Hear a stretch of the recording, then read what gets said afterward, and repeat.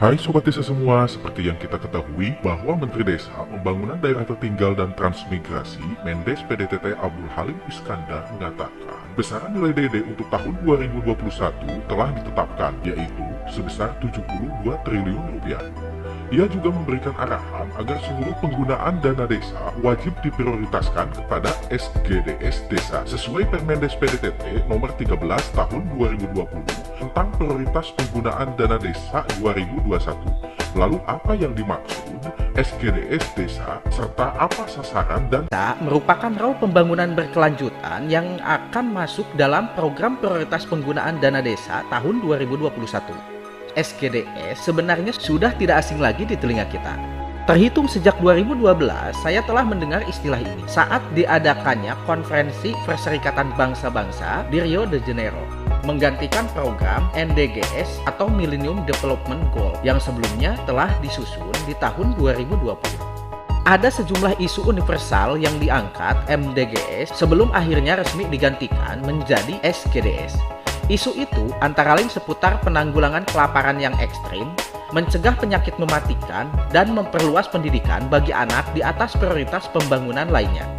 Sejak 15 tahun, mengutip UNDP.org, MDGS telah mendorong kemajuan di beberapa bidang penting, mengurangi kemiskinan, menyediakan akses air dan sanitasi, menurunkan angka kematian anak, dan meningkatkan kesehatan ibu secara drastis. Selain itu, ada prestasi penting lain yang telah diraih MDGS secara global, yaitu 1. Lebih dari 1 miliar orang telah ditentaskan dari kemiskinan ekstrim sejak 1990. 2. Kematian anak turun lebih dari setengah sejak tahun 1990. Ketiga, jumlah anak putus sekolah telah turun lebih dari setengah sejak tahun 1990. Yang keempat, infeksi HIV atau AIDS turun hampir 40% sejak tahun 2000. Bertopang pada pengalaman dan dengan semakin kompleksnya permasalahan yang tengah dihadapi oleh dunia, terutama mengenai ancaman perubahan iklim, kesetaraan gender atau kesehatan, pemberantasan kemiskinan, dan mendorong perdamaian guna masyarakat yang inklusif, maka disepakatilah SDGs yang di COP21 Paris Climate Conference pada tahun 2015 dan bertepatan dengan kesepakatan bersejarah lainnya. Baru setelahnya, di tahun 2017, dengan lahirnya Peraturan Presiden Nomor 59 Tahun 2017 tentang pelaksanaan pencapaian Tujuan Pembangunan Nasional Berkelanjutan atau SDGs Nasional. SDGs baru diterapkan secara nasional. Artinya, jika Menteri Desa, Pembangunan Daerah Tertinggal dan Transmigrasi, Abdul Halim Iskandar ingin merumuskan dan memasukkannya ke dalam Permen Desa yang mengatur prioritas penggunaan dana desa 2021, maka role model pembangunan berkelanjutan ini baru kali pertama diterapkan di desa, bahkan dunia. Lalu apa itu SDGs Desa? Mengutip dari beberapa diskusi yang telah disampaikan oleh Menteri Desa, saya bisa sedikit menarik kesimpulan bahwa apa yang dimaksud SDGs Desa adalah role model pembangunan berkelanjutan dengan menitik beratkan unsur kearifan lokal dan religiositas sebagai poin utama. Selanjutnya, apa sasaran dan tujuan SDGs Desa? Mengutip dari website kemendes.go.id, setidaknya ada 18 tujuan pembangunan keberlanjutan melalui SDGs Desa. 1. Desa tanpa kemiskinan. 2. Desa tanpa kelaparan. 3. Desa sehat dan sejahtera. 4. Pendidikan desa berkualitas. 5. Desa berkesetaraan gender. 6. Desa layak air bersih dan sanitasi. 7. Desa yang berenergi bersih dan terbarukan. 8. Pekerjaan dan pertumbuhan ekonomi desa. 9. Inovasi dan infrastruktur desa. 10. Desa tanpa kesenjangan. 11. Kawasan pemukiman desa berkelanjutan. 12. Konsumsi dan produksi desa yang sadar lingkungan. 13. Pengendalian dan perubahan iklim oleh desa. 14. Ekosistem laut desa. 15. Ekosistem daratan desa. 16. Desa damai dan berkeadilan. 17. Kemitraan untuk pembangunan desa. 18. Kelembagaan desa dinamis dan budaya desa adaptif.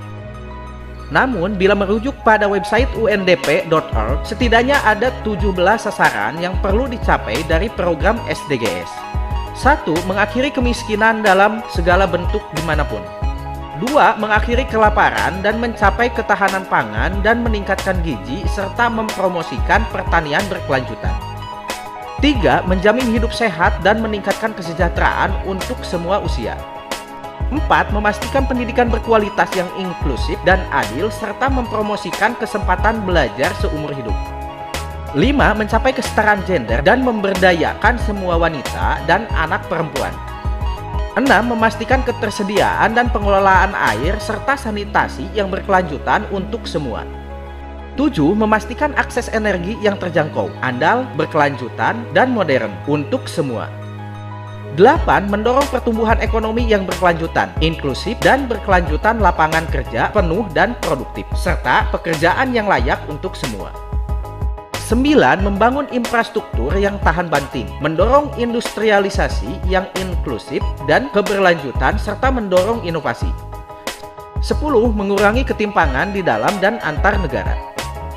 11. Menjadikan kota dan pemukiman aman, tangguh, inklusif, dan berkelanjutan. 12. Memastikan pola konsumsi dan produksi yang berkelanjutan. 13. Mengambil tindakan segera untuk memerangi perubahan iklim dan dampaknya.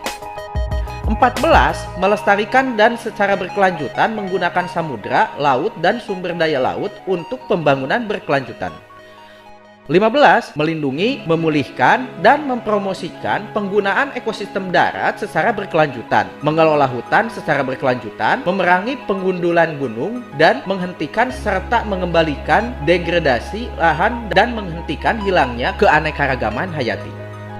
16. Mempromosikan masyarakat yang damai dan inklusif untuk pembangunan berkelanjutan, memberikan akses keadilan bagi semua, dan pembangunan lembaga yang efektif, akuntabel, dan inklusif di semua tingkatan.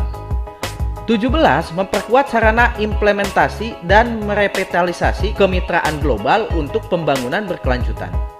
Dengan adanya pembangunan terfokus berdasarkan SDGs desa, maka diharapkan mampu adanya output, yaitu 1. Adanya arah perencanaan pembangunan desa berbasis kondisi faktual di desa tersebut. 2.